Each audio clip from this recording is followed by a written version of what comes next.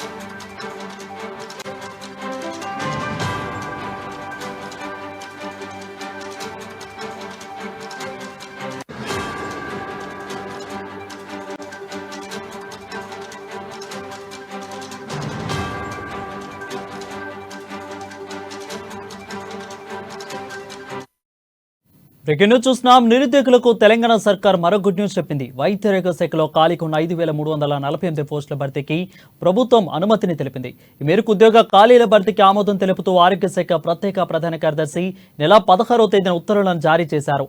5,348 పోస్టుల భర్తీకి భాగంగా IPM, DME వైద్య విధాన పరిషత్ భాగాల ఉద్యోగాలను భర్తీ చేయనున్నారు. MSJ క్యాన్సర్ ఆసుపత్రిలో సైతం ఖాళీగా ఉన్న పోస్టుల భర్తీకి ప్రభుత్వం గ్రీన్ సిగ్నల్ ఇచ్చింది. ఇక వైద్యారోగ్య శాఖ సర్వీసుల బోర్డు ద్వారా ఈ ఉద్యోగాలను భర్తీ చేయనున్నారు.